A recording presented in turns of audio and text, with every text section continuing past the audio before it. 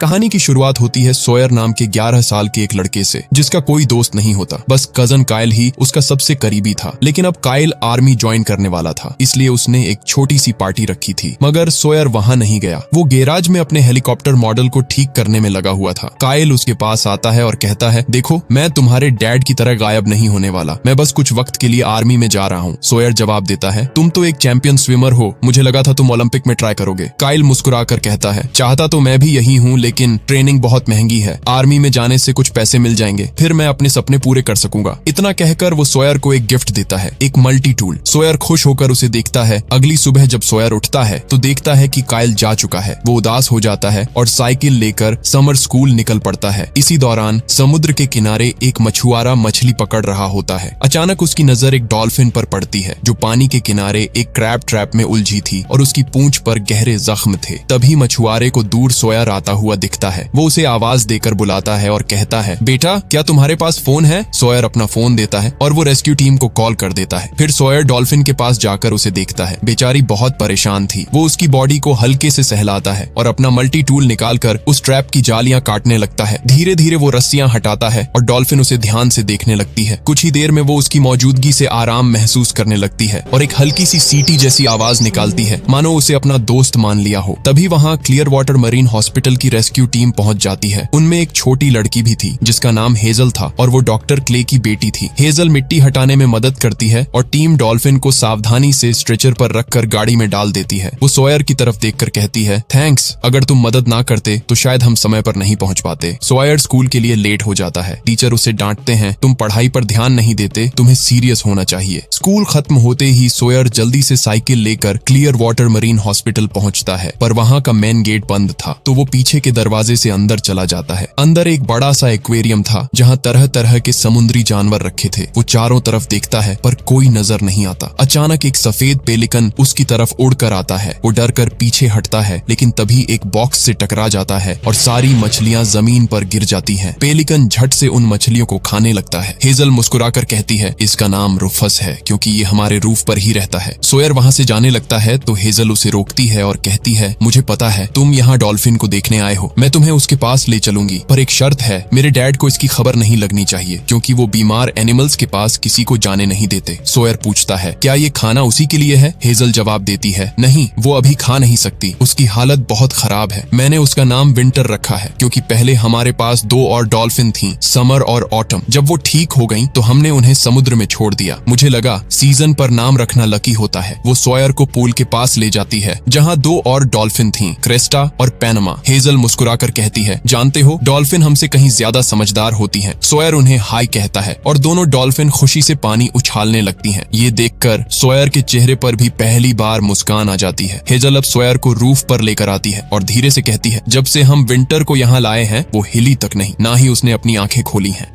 तभी गलती से उससे कुछ सामान गिर जाता है और वहीं मौजूद फीबी, जो एक डॉल्फिन स्पेशलिस्ट थी, उन्हें देख लेती है। ये लड़का कौन है? हेजल, तुम्हें पता है ना, तुम्हारे डैड यहाँ किसी बाहरी इंसान को देखना पसंद नहीं करते। हेजल जल्दी से जवाब देती है, मुझे मालूम है, लेकिन ये वही है जिसने विंटर को उस जाल से आजाद कराया था। ये बस जानना चाहता था कि वो अब कैसी है। फीबी कहती है, विंटर की हालत बहुत नाजुक है, उसकी टेल में अब खून का सर्कुलेशन नहीं हो रहा। इसी दौरान सोयर कुछ बोलता है और उसकी आवाज सुनकर विंटर अचानक अपनी आंखें खोल लेती है। वो हल्की सी बर्ड जैसी आवाज निकालती है, मानो उसे पहचान लिया हो। तभी डॉक्टर क्ले वहां आते हैं और हेजल घबरा जाती है। वो तुरंत सोयर को बाहर ले जाती है। घर लौटकर सोयर डॉल्फिन के बारे में रिसर्च करने लगता है। उसे अब विंटर की फिक्र सताने लगी थी। अगले दिन स्कूल खत्म होते ही सोयर फिर से क्लियर वाटर मरीन हॉस्पिटल पहुंचता है। वो सबकी नजरों से बचते हुए रूफ पर जाता है और छिपकर विंटर को देखने लगता है। क्ले अपने साथियों से बात कर रहे थे। विंटर की टेल में इन्फेक्शन फैल चुका है और उसके शरीर में डेड टिश्यू बढ़ रहे हैं। वो जीने की इच्छा खो रही है। तभी पीछे से रुफस, वो शरारती पेलिकन, सोयर को परेशान करने लगता है। वो उसे हटाने की कोशिश करता है, पर इस दौरान क्ले उसे देख लेते हैं। क्ले पूछते हैं, तुम कौन हो? हेजल जल्दी से बोल पड़ती है, डैड, ये वही लड़का है जिसने विंटर की जान बचाई थी। क्ले गहरी सांस लेते हुए कहते हैं, तुम जानती हो हेजल, बाहर के लोगों को इस हिस्से में आने की इजाजत नहीं है। तभी फीबी कहती है, विंटर जाग गई है और वो वही बर्ड साउंड निकाल रही थी। हेजल मुस्कुराते हुए कहती है, वो सोयर के लिए ऐसा करती है। क्ले कुछ पल सोचते हैं, फिर कहते हैं, शायद सोयर की मौजूदगी उसे जीने की वजह दे सकती है। वो सॉयर को अपने साथ ले जाते हैं। सॉयर विंटर को हल्के से छूता है और जैसे ही हाथ पानी में पड़ता है विंटर खुशी से पानी हिलाने लगती है। हेजल कहती है, डैड देखिए उसे वाकई में सॉयर पसंद है। क्ले मुस्कुरा कर कहते हैं, ठीक है अब से सॉयर यहाँ आ सकता है। अब सॉयर हर सुबह जल्दी उठकर मरीन हॉस्पिटल पहुंचने लगा। वो स्कूल जाने के बजाय विंटर के साथ वक्त बिताने लगा था। एक सुबह जब वो पहुंचता है वो देखता है कि हेजल की आंखों में आंसू हैं। वो घबरा कर पूछता है, हेजल क्या हुआ? हेजल कहती है, विंटर की हालत और बिगड़ गई। उसकी टेल का इन्फेक्शन फैल गया था, इसलिए हमें उसे हटाना पड़ा। सॉयर हैरान रह जाता है, टेल के बिना वो तैरेगी कैसे? क्ले समझाते हैं, हमारे पास और कोई रास्ता नहीं था, लेकिन हम पूरी कोशिश करेंगे कि वो ठीक हो जाए। हेजल मन बहलाने के लिए सॉयर को अपने ग्रैंडपा की बोट पर ले जाती है। दोनों नींबू पानी के गोले खाते हैं और हवा में लहरों की ठंडक महसूस करते हैं। हेजल पूछती है, तुम्हारे डैड क्या करते हैं? सॉयर चुप होकर कहता है, मुझे नहीं पता, वो 5 साल पहले चले गए थे और फिर कभी लौटे नहीं। हेजल की आंखें भी नम हो जाती हैं। वो कहती है, मेरी माँ भी तब चली गई थी जब मैं सिर्फ 7 साल की थी। अगले दिन जब सॉयर फिर विंटर के पास आता है, क्ले उसे रिकवरी फार्मूला पिलाने की कोशिश कर रहे थे, लेकिन विंटर कुछ नहीं पी रही थी। फिर सॉयर आगे बढ़ता है, वो हाथ बढ़ाकर हल्के से उसकी टेल के पास छूता है। तुरंत विंटर का रिएक्शन बदल जाता है। वो उत्साहित होकर आवाजें निकालने लगती है। क्ले समझ जाते हैं विंटर को अब जीने की वजह मिल चुकी है। वो उसे पानी में उतारते हैं और अब हेजल और सॉयर मिलकर उसका पूरा ख्याल रखने लगते हैं। विंटर की आंखों में फिर से चमक लौट आई थी, जैसे वो कहना चाह रही हो, मैं हार नहीं मानूंगी। डॉक्टर क्ले अब बोर्ड मीटिंग में जाते हैं। वहाँ ग्लोरिया और बाकी मेंबर्स पहले से मौजूद थे। ग्लोरिया कहती है, हम कर्ज में डूब चुके हैं। पिछले 2 महीनों में हमने अपने सबसे बड़े ग्रांट्स खो दिए हैं। अब हमारे पास पैसे नहीं बचे। एक ही रास्ता है, हमें ये जगह बेचनी पड़ेगी। हमें फिलिप हॉर्डन, जो लग्जरी रियल एस्टेट डेवलपमेंट का वर्ल्ड क्लास लीडर है, उसकी तरफ से ऑफर मिला है। वो ये जगह खरीदना चाहता है। हम जानवरों को किसी और फैसिलिटी में शिफ्ट कर सकते हैं और सारे लोन चुका देंगे। क्ले के चेहरे पर निराशा उतर आती है। उन्हें ये बात बिल्कुल पसंद नहीं आती।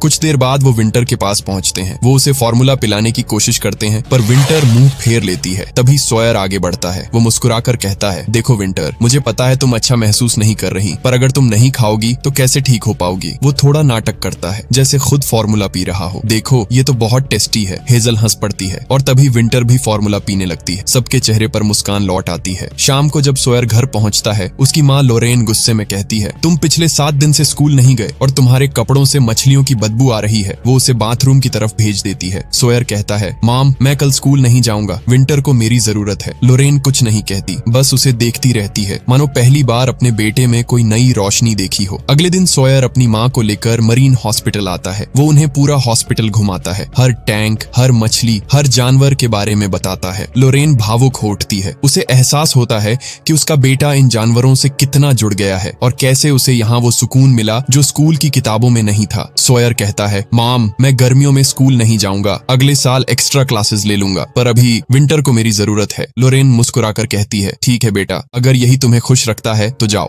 अगले दिन जब सॉयर बाहर आता है, लोरेन उसके लिए नए स्विमिंग कपड़े लाती है। सॉयर बेहद खुश हो जाता है। अब वो हेजल के साथ मिलकर विंटर का ख्याल रखने में जुट जाता है, पर अचानक विंटर बेचैन होने लगती है। वो उनके हाथ से फिसलती है और पानी में खुद को झटका देती है। सॉयर और हेजल घबरा जाते हैं, पर फिर कुछ ऐसा होता है जो सबको हैरान कर देता है। विंटर बिना पूछ के भी तैर रही थी। वो अपनी पूरी ताकत से अपनी बॉडी को लेफ्ट राइट हिलाती और धीरे धीरे आगे बढ़ने लगती है, मानो उसने हार नहीं मानी हो। सब उसे देखकर खुश हो जाते हैं। सॉयर तो अपने खिलौने तक लाकर विंटर के साथ खेलने लगता है। वो, हेजल और विंटर तीनों अब सच्चे दोस्त बन चुके थे। दिन बीतते हैं। सॉयर सबकी मदद करने लगा था, हर काम में दिल से हिस्सा लेता था। लेकिन एक शाम जब वो घर लौटता है तो देखता है उसकी माँ और आंटी की आंखों में आंसू हैं। वो सब कुछ समझ जाता है। क्या कायल को कुछ हुआ है? लोरेन धीरे से कहती है, एक मिशन के दौरान विस्फोट हुआ, कायल घायल है। सॉयर हैरान रह जाता है। आंटी कहती हैं, वो आज घर आने वाला था पर नहीं आया। फिर खबर मिलती है कि कायल की रीढ़ की हड्डी पर चोट आई है, अब वो चल नहीं सकता। सॉयर की आंखें भर आती हैं। लोरेन बताती है, वो सीधा VA हॉस्पिटल चला गया है। सॉयर उदास होकर कहता है, हम उसका परिवार हैं, फिर भी वो हमसे नहीं मिला। मैं उसे कुछ दिखाना चाहता था। क्ले ये सब देख रहे थे। वो समझ जाते हैं कि सॉयर अंदर से टूट गया है। वो उसे अपने साथ रुकने के लिए कहते हैं। रात को वो साथ बैठे थे। सॉयर पूछता है, क्या डॉल्फिन चीजें याद रखती हैं, जैसे अपना समंदर, अपना परिवार? क्ले मुस्कुराकर कहते हैं, कहना मुश्किल है, लेकिन डॉल्फिन बहुत होशियार होती हैं। कुछ लोग तो मानते हैं कि वो इंसानों से भी ज्यादा समझदार हैं। तभी हेजल हेजल कहती है, डैड कोई कहानी सुनाओ ना। क्ले हंसते हैं और कहते हैं, ठीक है। फिर वो एक पुरानी कहानी सुनाते हैं। बहुत वक्त पहले शुमास ट्राइब के लोग एक आइलैंड पर रहते थे। उनकी देवी हुताश चाहती थी कि वो लोग मेन लैंड पर आकर बस जाएं, तो उन्होंने रेनबो से एक पुल बनाया ताकि सब सुरक्षित पार कर सकें। पर कुछ बच्चे खेलते खेलते रेनबो से फिसल कर समुद्र में गिर गए। हुताश ने उन्हें बचा लिया और क्योंकि उन्हें बच्चों का खेलना बहुत पसंद था, उन्होंने उन सबको डॉल्फिन बना दिया ताकि वो हमेशा पानी में खेलते रहें, हमेशा आजाद रहें। क्ले सोयर को एक छोटा सा तोहफा देते हैं, डॉल्फिन के आकार का एक छोटा सा लॉकेट। सोयर मुस्कुरा उठता है। विंटर को भी सोयर के साथ खेलना था। वो पानी उछालकर उसके ऊपर डालती है, मानो कह रही हो, चलो खेलते हैं। सोयर हंसते हुए उसके पास खिलौना लेकर जाता है, पर वो उसे पानी में गिरा देती है। दोनों के बीच खेल खेल में एक अजीब सा रिश्ता बन चुका था। वो साथ में मस्ती करते, पानी में तैरते, जैसे दोनों की जिंदगी एक दूसरे से जुड़ गई हो। अगले दिन सोयर हेजल को अपना हेलीकॉप्टर उड़ाना सिखा रहा था, पर हेजल उसे संभाल नहीं पाई। हेलीकॉप्टर जमीन पर गिरकर टूट गया। अचानक फीबी वहां आई। उसके चेहरे पर चिंता साफ झलक थी। उसने कहा, विंटर को कुछ हो गया है। सब तुरंत वहां पहुंचे। क्ले ने एक्सरे दिखाया। उनका चेहरा गंभीर था। विंटर बिना पूंछ के तैरने की कोशिश कर रही है और उसी वजह से उसके मसल्स असामान्य रूप से बढ़ गए हैं। अब उसका दबाव रीढ़ की हड्डी पर पड़ रहा है। डॉल्फिन की पूंछ ऊपर नीचे मूव करने के लिए बनी होती है, न कि दाएं बाएं हिलने के लिए। अगर वो ऐसे ही तैरती रही तो ज्यादा वक्त तक जिंदा नहीं रह पाएगी। सोयर की आंखें भर आती हैं। वो धीमी आवाज में कहता है, लेकिन वो तो सिर्फ इसी तरह तैर सकती है, इससे बुरा और क्या हो सकता है। क्ले समझाते हैं, विंटर की स्पाइन इंसानों जैसी होती है। वही उसके दिल की धड़कन, सांस और हर हरकत को नियंत्रित करती है। अगर दबाव बढ़ा तो वो शायद बच न पाए। सोयर बेहद दुखी हो जाता है।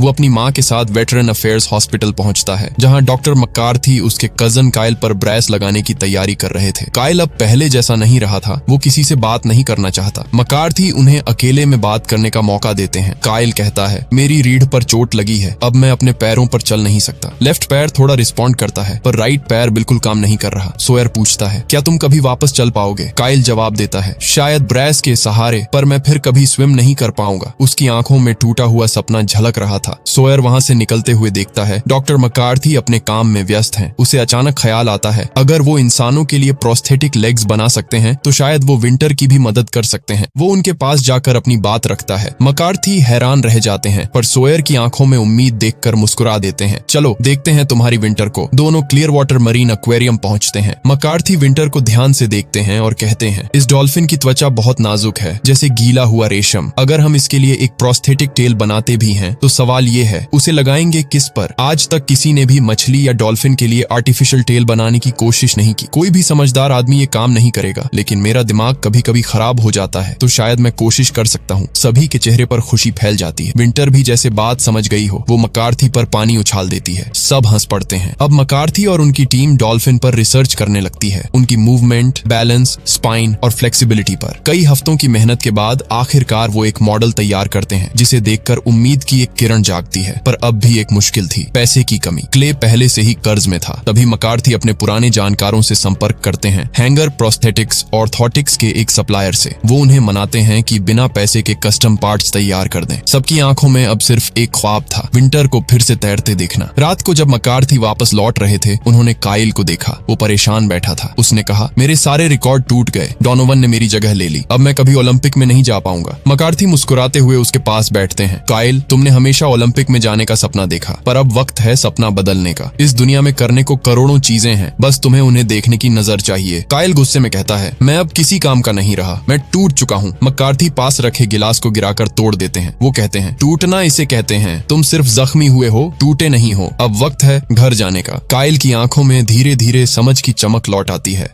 अगले दिन डॉक्टर मक्कार्थी ने अपना घरेलू मॉडल सभी को दिखाया, एक अस्थाई प्रोस्थेटिक टेल जो वे विंटर के लिए बनाना चाहते थे। उनका कहना था, जब तक असली पार्ट नहीं आता हमें यही इस्तेमाल करना होगा। पर जब उन्होंने वह मॉडल विंटर की टेल पर लगाया, वो उसे स्वीकार नहीं करती। घबराकर वह पूल की दीवार से टकराकर उसे तोड़ देती है। सबका दिल डगमगा उठता है, उम्मीदें चकनाचूर हो जाती हैं। मक्कार्थी परेशान थे। इसी बीच मौसम बिगड़ना शुरू हुआ। डॉक्टर क्ले जब अपने कमरे में टीवी देख रहे थे तो न्यूज चैनल पर आने वाला तूफान दिखा। उन्होंने तुरंत एक्वेरियम की सारी चीजें सुरक्षित करने का काम शुरू कर दिया। मौसम खराब हो गया। सॉयर भी मदद कर रहा था, लेकिन लॉरेन उसे घर ले गई। काइल भी घर लौट आया था। तूफान तेज था, सब कुछ उछालते हुए गुजर गया। सॉयर बहुत डरा हुआ था, पर लॉरेन ने उसको साथ रखा। अगली सुबह तूफान थमा, पर क्लियर वाटर मरीन हॉस्पिटल का मंजर बुरी तरह बिगड़ चुका था। रेस्क्यू वैन के साथ साथ काफी चीजें टूट चुकी थी। डॉक्टर क्ले घबरा गए। पहले ही एक्वेरियम कर्ज में डूबा था। सब मिलकर काम करने लगे, मरम्मत, साफ सफाई। काइल भी वहां आ गया था। जब सॉयर ने उसे देखा तो उसकी खुशी का ठिकाना न रहा। काइल ने कहा, मुझे लगा तुम्हें मेरी जरूरत होगी, और उसने सॉयर को गले लगा लिया। सॉयर ने काइल को सबको मिलवाया और विंटर के पास ले गया। काइल ने जब विंटर को देखा तो उसकी आंखों में कुछ हलचल हुई। उसकी अपनी पीड़ा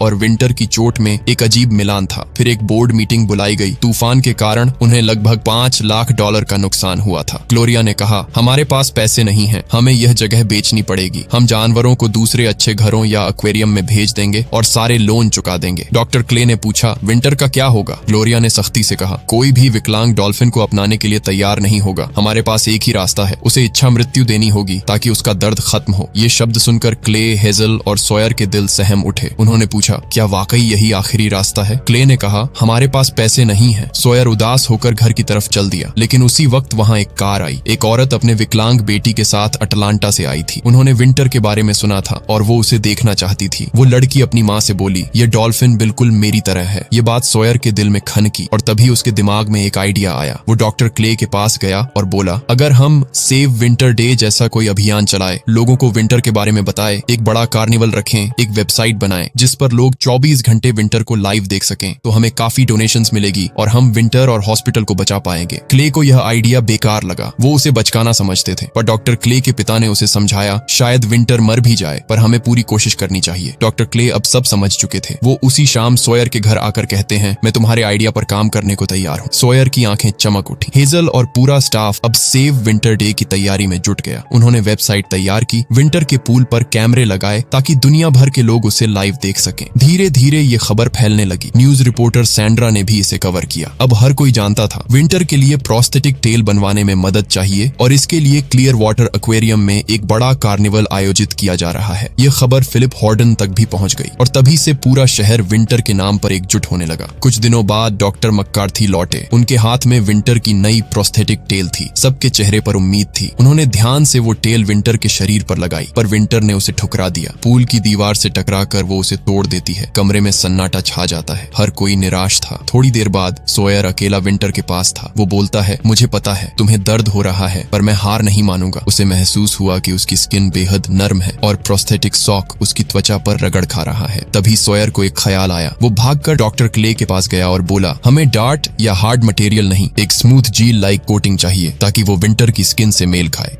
अगले दिन मकार्थी लौटे। उनके हाथ में कुछ नया था। उन्होंने मुस्कुराकर कहा, मैंने कई अलग अलग फॉर्मूले आजमाए और आखिरकार ये बना लिया, एक जेली जैसा सॉफ्ट मटेरियल। मैंने इसे नाम दिया है विंटर्स जेल। उन्होंने वो जेली जैसी परत विंटर की त्वचा पर लगाई और फिर प्रोस्थेटिक टेल जोड़ी। इस बार विंटर ने विरोध नहीं किया। वो शांति से तैरने लगी। धीरे धीरे, पहले हल्के फिर पूरे जोश में। अब वो पानी में उसी तरह तैर रही थी जैसे पहले तैरा करती थी, आजाद, खुश और जिंदा। लोगों की आंखों में खुशी के आंसू थे। अब सेव विंटर डे का कार्निवल शुरू हो चुका था। हजारों लोग आए हुए थे। इसी बीच एक खास पल आया। काइल और डॉनोवन के बीच स्विमिंग रेस आयोजित की गई। सॉयर मंच पर आया। विंटर अब सिर्फ एक डॉल्फिन नहीं है, वो हमारी फैमिली का हिस्सा है और फैमिली हमेशा साथ रहती है। भीड़ में सन्नाटा था। फिर तालियों बजने लगी। काइल और डॉनोवन ने स्विम शुरू की, पर काइल बीच में ही रुक गया। अब असली रेस किसी इंसान की नहीं, विंटर की थी। उसे पानी में छोड़ा गया और वो अपनी नई टेल के साथ तेजी से तैरती हुई डॉनोवन को पीछे छोड़ गई। पूरा एक्वेरियम खुशी से झूम उठा। बच्चे पानी में कूद पड़े।